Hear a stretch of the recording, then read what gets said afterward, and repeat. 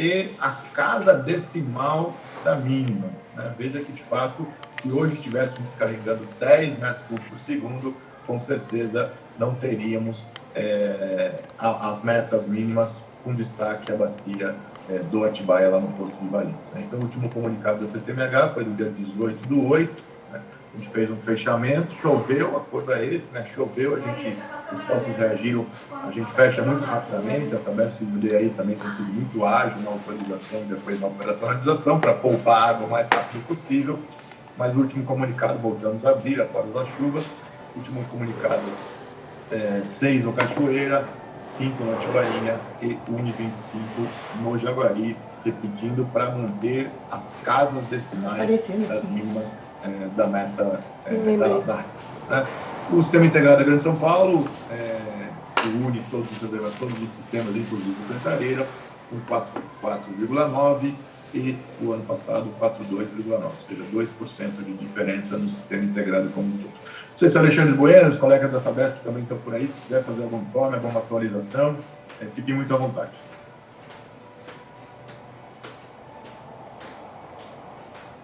Alexandre, bom dia. O Rafael que está falando, tudo bem? O Rafael também está conosco, bom dia.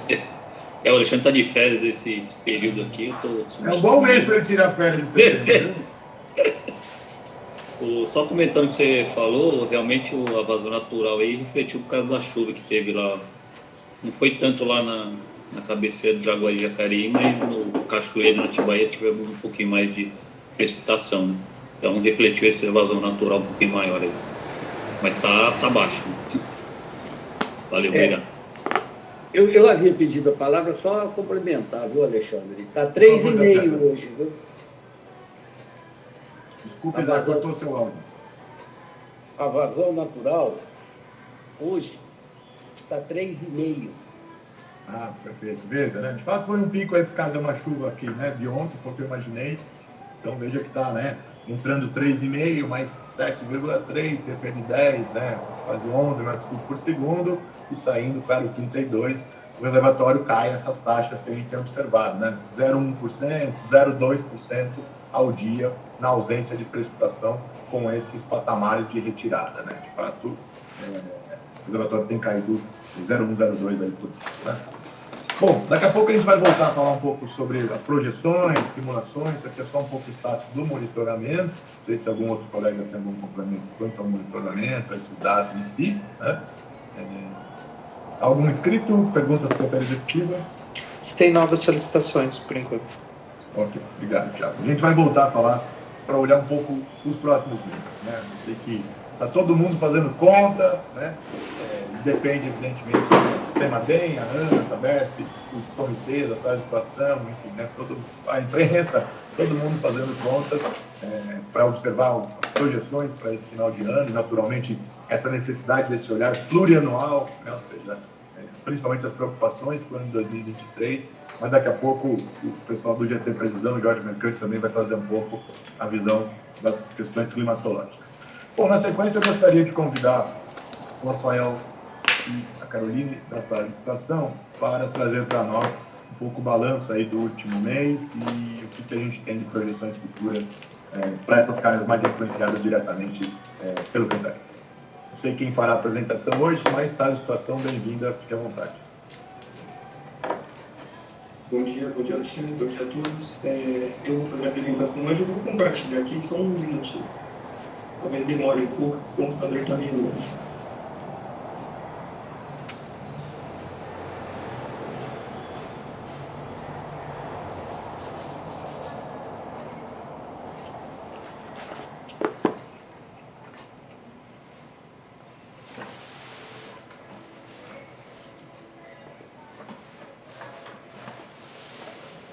Ainda não vemos. Agora sim. O seu áudio está um pouquinho baixo, Rafael. Se eu puder falar um pouquinho mais próximo, por gentileza, ou mais alto, por gentileza. Vamos lá.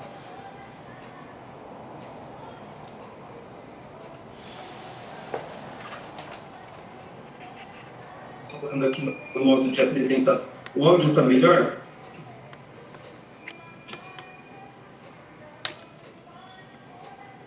O áudio está fechado, Alexandre.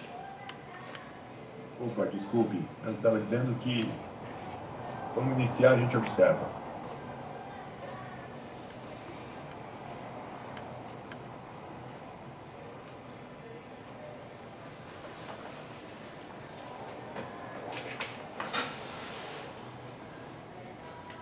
Para nós não está em tela cheia, está naquele formato de apresentação. Não sei se o pessoal da Secretaria Executiva puder ajudar. Eu alternei aqui, vê se mudou para vocês. Agora sim. O áudio tá bom? Vamos lá. Vamos lá. Bom, para quem não me conhece, meu nome é Rafael Leite, né? Eu sou atualmente o coordenador da sala de situação PCJ. E eu vou mostrar para vocês um apanhado aí do mês de agosto, né, em relação a dados de chuva, vazão, dados do sistema Cantareira. Então, vamos começar aqui pelos dados pluviométricos. Esse gráfico aqui que a gente traz todo mês, né, ele tem algumas estações aí que estão ao longo das bacias PCJ, né? E aí a gente percebe que ao longo do mês de agosto, né, os milímetros acumulados de chuva, né, em algumas estações ficaram acima, né, da média histórica que a gente tem calculado. Algumas estações, essas chuvas acumuladas ficaram bem próximas da média, né, mas em alguns pontos da bacia ficaram abaixo da média que a gente tem disponível, né? Então, aqui nesse gráfico fica bem visível isso. Mas em relação ao comparativo dos acumulados com mínimas registradas, né, ficou bem acima das mínimas, que são esses quadradinhos amarelos aqui do gráfico. Então aqui, né, mostrando esse mapa de anomalia de precipitação, né, não sei como é que está a cor para vocês, mas a classe de anomalia, né, do predomínio das bacias PCJs foi de anomalias negativas, né, com chuvas acumuladas ligeiramente abaixo da normal climatológica, né? Então, como eu disse, algumas estações registraram chuvas acima, né, da média. Então, esse mapa aqui ele mostra bem o que aconteceu, né? Em pequenas porções, né, da bacia tivemos anomalias positivas, né, mas foram exceções. Né? Foi mais ali a montante, né, perto do sistema Cantareira, dos barragens, no sul de Minas Gerais. Agora, em relação a esse gráfico aqui, que a gente também apresenta mensalmente, ele mostra a distribuição, né, do volume de chuva em quantidade de dias, né? Então, aqui a gente tem determinadas classes de chuvas, né, e aí a quantidade de dias em que ocorreram essa classe de chuva. Então, aqui é bem perceptível que nós tivemos praticamente 29 dias sem registros de chuvas acima de 5 milímetros, né, salvo 2 dias, né, em que ocorreram chuvas mais significativas, né, que foi ali mais ou menos no meio do mês de agosto. Então aqui nesse slide eu coloquei alguns destaques, né, em relação àquele primeiro gráfico, que tivemos 11 das 16 estações com média histórica, né, a gente teve 11 estações registrando acumulados acima ou muito próximo da média histórica. Tivemos apenas 2 dias com registros de chuva acima de 5 milímetros e no âmbito das bacias PCJ o acumulado de chuva ficou ligeiramente abaixo da normal climatológica, né, considerando o período de 61 a 1990. Agora, sobre os dados pluviométricos, né, a gente traz sempre essa tabelinha aqui que mostra um comparativo da vazão média do mês de referência com a vazão média histórica. Então, a gente percebe uma situação que sempre se repete, né, as vazões ali mais próximos do pé da barragem do sistema Cantareira, as vazões acima da média, né, por conta do reflexo das descargas, e o restante das estações, né, com registros abaixo da média. Aqui, né, para a gente não ficar no comparativo de uma média histórica muito longa, né, para algumas estações a gente traz esse gráfico para um comparativo, né, da vazão do mês de agosto de 2022 com um comparativo com as vazões médias por década e também um comparativo com a vazão média histórica. Então, a gente percebe aqui que o posto Rio Jaguari em Buenópolis, a vazão média ficou abaixo, né, em relação às médias. ficou um pouco mais próximo das médias das últimas 3 décadas, né, mas ainda abaixo. Em relação à chuva, a chuva ficou acima, né, da média. Esse quadradinho azul aqui, né, ficou acima das médias por década e acima também da média considerando todos os anos de série histórica. Em relação ao posto Rio Atibaia, Bairro da Ponte, a gente percebe aqui que a vazão média do mês de agosto ficou acima da média das últimas 2 décadas, né? E a média de chuva ela se aproximou bastante da média histórica, ficando acima em relação a algumas décadas. Né? E para o posto Rio Piracicaba, em Piracicaba, né, a gente tem a mesma situação lá do Buenópolis, né? Então, é um reflexo aí de poucas chuvas, né? O mês de agosto já é um mês que é um mês caracteristicamente ele é bem seco, né? Então as vazões ficaram abaixo da média histórica e também em relação às médias por década. Agora passando para o sistema Cantareira, né? A gente sempre traz um apanhado aí dos reservatórios, mostrando dados de afluência, defluência, como é que se comportou, né, o volume armazenado. Então, aqui para a represa do Jaguari-Jacareí, a gente teve registros de chuva acima da média, né? Então, as vazões ficaram aí aproximadamente 16% acima da média, em relação à média de vazão natural, as vazões ficaram abaixo da média, e aí a vazão descarregada desses reservatórios, tivemos uma média de descarga de 1,09 metros cúbicos por segundo. E durante esse período de agosto, né, o volume armazenado ele diminuiu aí mais ou menos 3 a 4%. Em relação à represa do Cachoeira, os acumulados de chuva foram abaixo da média, 32% abaixo da média. A vazão natural também foi abaixo da média, né? Mas se aproximou bastante da média histórica. Em relação à média descarregada, nós tivemos aí 5,82 metros cúbicos por segundo descarregados. E o Atibainha, nós tivemos maiores acumulados ali registrados, né, de chuva, então tivemos 56,1% acima da média. A vazão natural para a represa do Atibainha foi abaixo da média. E nós tivemos uma vazão de transposição de 7,42 metros cúbicos por segundo. E a vazão descarregada para as bacias PCJ foi de 4,45 metros cúbicos por segundo. Ao longo desse período, o volume armazenado também diminuiu, mas se manteve constante aí durante boa parte do mês de agosto. Agora, em relação ao Paiva Castro, né, nós tivemos aí situação parecida, chuvas acima da média e a vazão natural abaixo da média.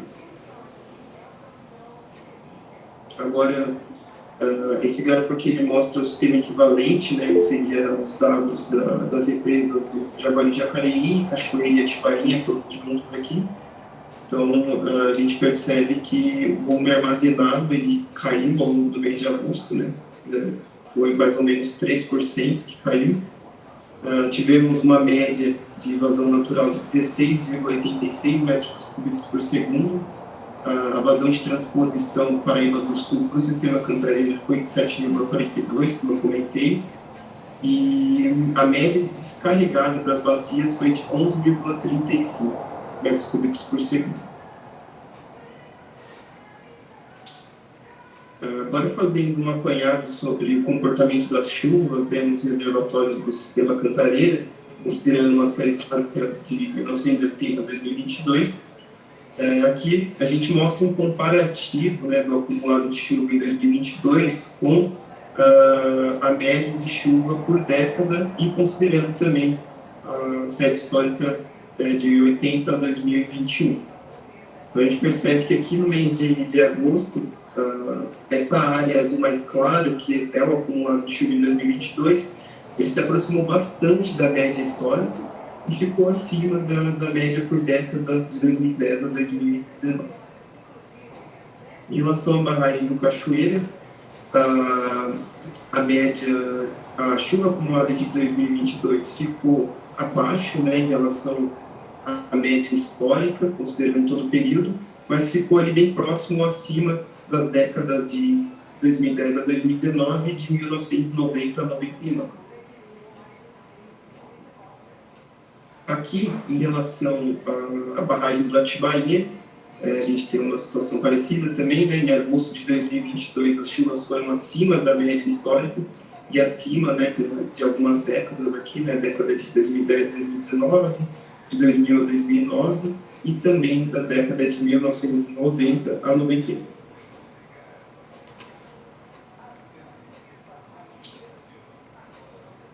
Agora aqui eu vou mostrar para vocês gráficos que mostram como foi o comportamento das vazões médias diárias nos postos de controle que são utilizados na operação do sistema Cantareira. Então, começando aqui pelo Atibaia, em Atibaia, né, a gente percebe que as vazões se manteram acima do limite mínimo de vazão permitido pelas resoluções.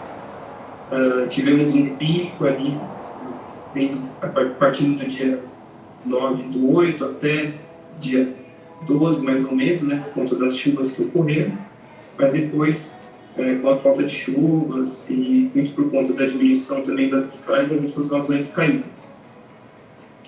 E aí esse reflexo a gente vê também no posto Rio Atibaia Captação Valinhos, né? Então, no começo do mês, as vazões estavam acima do limite, né? Tivemos aquele pico por conta das chuvas, e aí as vazões decaíram rapidamente, ficando aí um período abaixo dos 10 metros cúbicos por segundo.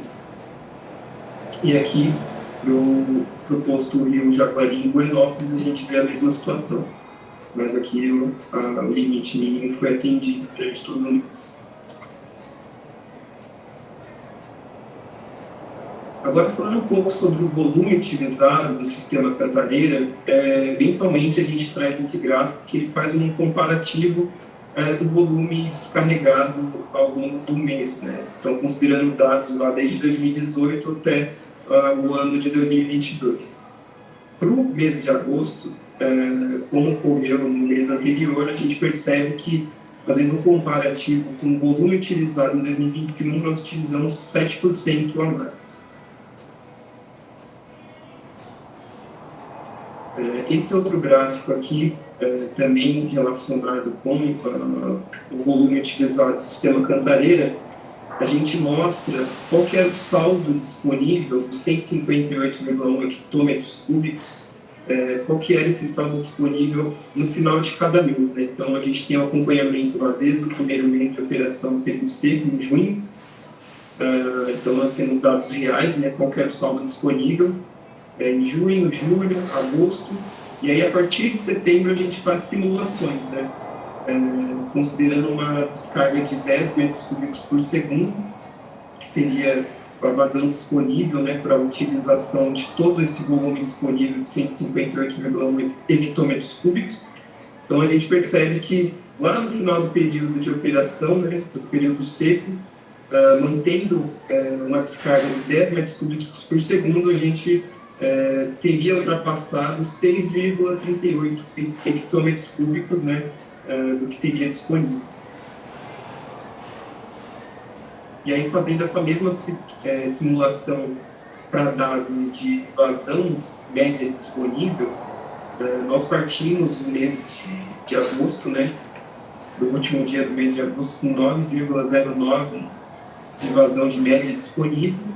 E aí, fazendo essa mesma simulação de descarga de 10 metros cúbicos por segundo, ao final do mês de setembro, nós teríamos uma vazão disponível de 8,65 metros cúbicos por segundo, e ao final do mês de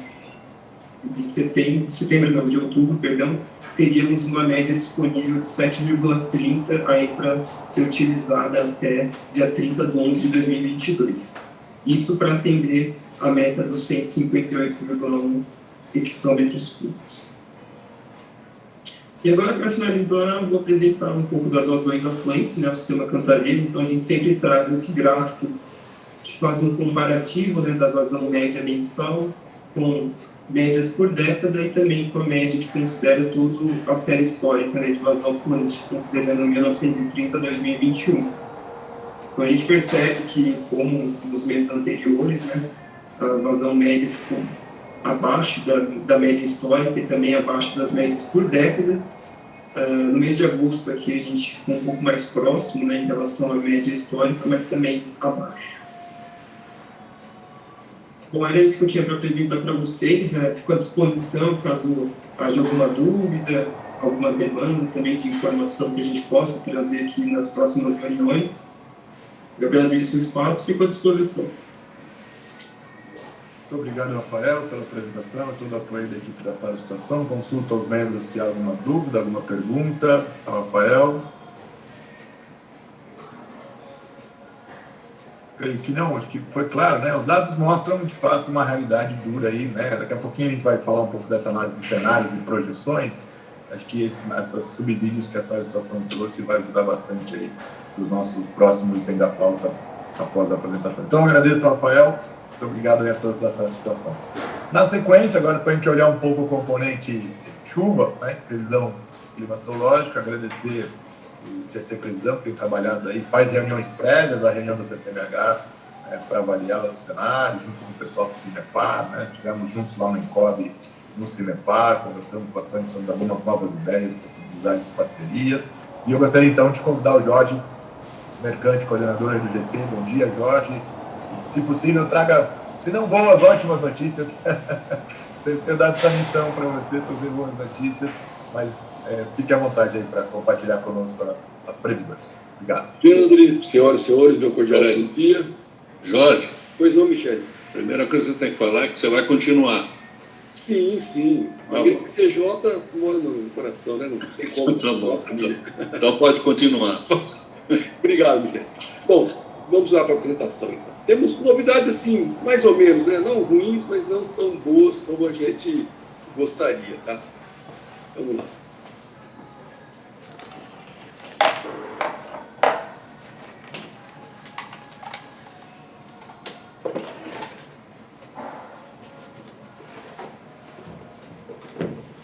Desculpe, eu estava já no final, né? Deu um spoiler aqui, vamos voltar no começo. Bom, a primeira foto aqui essa aqui, na verdade, é foto satélite, é imagem gerada a partir de fotos satélites, tá? Então, o que a gente tem aqui? A gente tem chuva, mas estimada a partir da fotos satélites. Esse tipo de imagem é bom para ter uma ideia geral das massas, né? Uma frente fria aqui, outra aqui no oceano. Ela não dá uma precisão boa assim localmente, tá? Então, a gente viu que a frente ontem estava no litoral do Espírito Santo e já foi para o alto mar, já está no sul da Bahia já. Para aqui, a imagem do Cinepar, no dia 4 de setembro, às 4 horas. Você vê que aqui tem uma nebulosidade e chuvas aqui no Paraná. Isso ontem às 4, e ao longo da noite aí, ó, ela desceu para o Paraná, foi até quase o Rio Grande do Sul, Santa Catarina, tá? Depois eu vou ver com o Marco, mas depois, mais adiante, que fenômeno que é esse que eu consegui localizar qual é a causa dessa nebulosidade. Tá? Isso aqui é de hoje às 7h40. E essa aqui é a foto de hoje às 8, ó, chuva no Paraná, ó, aqui no sul de São Paulo, tá? Até no litoral aqui, ó, chovendo, né? E aqui do IMET, aqui de Bauru, né, da Unesp, e também chuva aqui na região sul de São Paulo, tá? E lá no Mato Grosso. As cargas sinópticas, a gente observava aqui, ó, na 0 hora do dia 3, foi sábado, né? A frente fria deslocando aqui para a região, passou por aqui, né? Ó, isso aqui já no dia 4, dia 4 a meio-dia, foi ontem, né? Hoje não tem aqui a do IMET, eu peguei da Marinha, que é mais para o mar, que no interior não tem tanto dado, mas mostra aqui a frente fria subindo aí realmente para o Espírito Santo e Bahia, né? Está deslocando. Ô Marco, você por gentileza, se você pudesse em 30 segundos explicar qual foi a causa dessa nebulosidade aqui? Eu não consegui detectar nas cartas sinóticas e também o que eu li, o porquê dessa nebulosidade. Se você pudesse, de maneira bem pontual, se tem essa interpretação dessa nebulosidade, para a gente aprender um pouco mais aí com a meteorologia. É possível, Marco? 30 segundos. Isso são distúrbios em altos níveis, então você não encontra em superfície. Tá. Então, nas cartas de nível superior. são cavados, na verdade. Né? Um sistema de baixa pressão, mas que não tem superfície, perturba a atmosfera por cima e causa chuva aqui. Perfeito, então é cavado em altitude, né? Aqui tem as cartas de superfície, né? Então realmente essa carta aqui é de superfície. Foi explicado, Marco, tá vendo? Tem que ter um meteorologista para explicar, né, para a gente detalhes mesmo do porquê dessa nebulosidade. Então é cavado em superfície. Bom, aqui é a previsão para os próximos dias pelo CPTEC. Observe que aqui, ó, no final do dia 6 tem uma chuvinha, depois no dia 8 no dia 9, outra chuva, tá? Aqui, ó, estamos com vento sudeste ainda, que começa a ter essa mudança de direção e aporte de umidade aqui para o continente, não pelo mar, né? Observe uma coisa, quando tem vento sudeste do mar aqui para o continente, geralmente chove mais aí na região sul, no litoral, né? Agora, quando a gente tem a mudança de vento, aí aumenta a chance de chuvas aqui no Planalto, e Campinas, Pacífico e CJ. Aqui é o acumulado pelo CPTEC, 6 milímetros daqui, ó, do dia 7 até o dia 9, praticamente, né? Tudo está acumulado aí, razoável. E bate com o que o CIMEPAR está prevendo aqui para o dia 7, na verdade, tá? Depois, dia 11, outra frente fria entrando e colocando chuvas aqui na região. Provavelmente a frente fria que deve trazer chuva para o dia 11. Mas nos demais dias zero. Então, essa semana, ó, baseando aqui no CPTEC, aqui no próprio INPE, né? A gente tem uma chuva prevista para quarta-feira, depois outra a partir de domingo. Restante dos dias sem chuva. Aqui para longo prazo é o nosso site, inclusive, né, no ICJ, o CIMEPAR. Observe aqui, então, que a mediana aqui dá realmente essa chuva aqui no dia 7, já para o dia 11 um pouco mais, dia 13 tendência maior, tá? Então a gente deve ter até dia 19, talvez além do dia 7, mais 2 ou 3 ocorrências de chuva um pouco mais substancial. Não está todo crítico para setembro, né? Setembro normalmente começa a chuva aqui na região a partir do dia da árvore, né? Simbolicamente é bem quando começa a quebra aí da estiagem, né? Isso aqui para Jaguaribuenópolis, para Atibaia também é a mesma coisa, né? A gente tem a mesma tendência, e para Valinhos também a mesma tendência, né? Praticamente a mesma coisa. Previsão hidrológica. Então aqui a gente tem a função das chuvas. Você observe que é previsto então que a gente teve aqui, ó, para Buenópolis, ainda acima dos 2, né? A tendência agora aqui é realmente de aumentar a vazão para os próximos dias aí, tá? Os próximos 7 dias. Para Atibaia é a mesma coisa, um pouquinho menos, né? Mas ainda assim, ali bem acima do limite, né? Da outorga. E para Valinhos, né? Continua aí, ó, bem no limite, né? Que é muito estreito aqui esse limite que a gente tem, em função da vazão que a gente obtém aqui em Valinhos, tá? Mas não está crítico realmente, assim, ameaçando aí uns 10 metros por segundo. Previsão hidrológica. Em agosto, ó, a gente teve em Atibaia excelente resultado.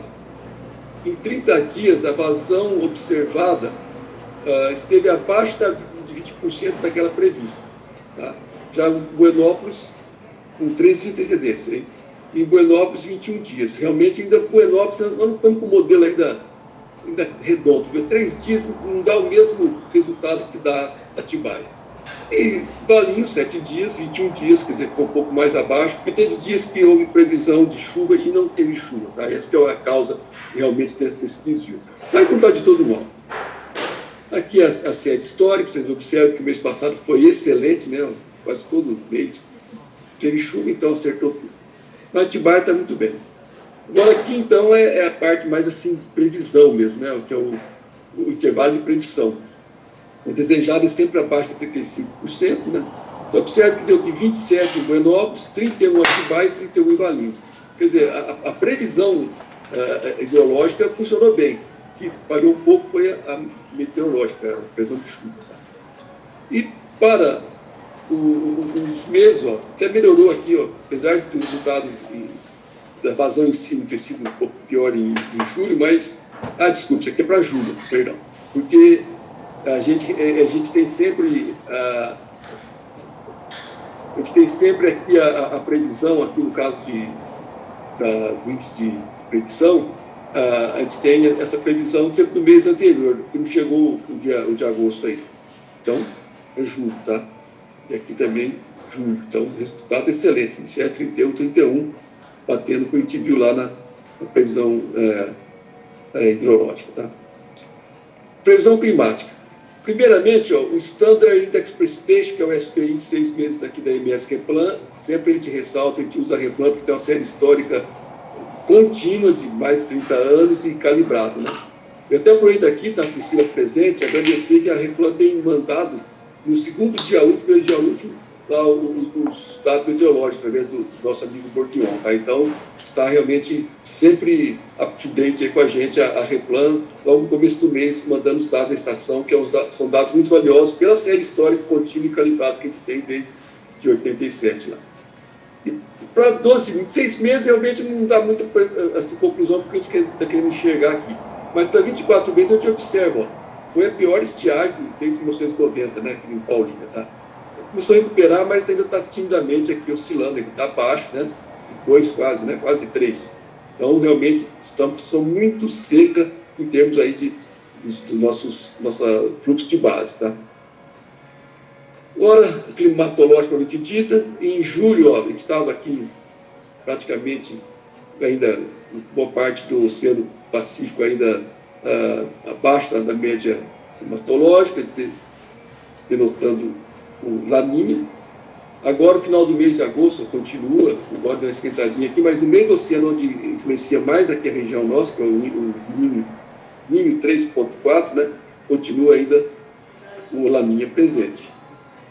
E a Universidade de Colômbia está prevendo que esse fenômeno vai perdurar até dezembro, né? A probabilidade de ter aqui neutralidade que é o El Niño é muito baixa a partir de janeiro, né? Que praticamente até novembro predomina o Laninha. Esse aqui é do meio do mês, né? Desculpa, começo do mês, quando tem a mão do meteorologista e do climatologista. Agora aqui é do meio do mês, dado direto da máquina, mas ainda assim a prevalência do Laninha até pelo menos, a probabilidade de Laninha até dezembro, talvez aumente a chance de neutro a partir de janeiro. Mas essa história do Laninha e El Niño, até a gente discutiu lá no GT nosso, lá com o Cimepar, com mais detalhes, né? Tem tendência, mas tem outros fenômenos, outras causas que nem sempre a gente tem a mesma, vamos dizer assim, o efeito, diria, quantitativo, né? Observe aqui, ó. Aqui ó, foi o pior das chuvas, pior não, acho que foi o mais abundante que nós tivemos em 83. Não foi o pior El Laninha, tá? El Niño, desculpa, perdão, El Niño. Tá? Olha, teve El Niño pior aqui, né? Mais intenso. E aqui foi, mais choveu na região foi esse aqui. Aqui choveu também, mas não foi na mesma intensidade desse. Porque tem outras causas. Essa foi a ideia de colocar esse gráfico aqui. Demonstrando, que nem aqui, ó.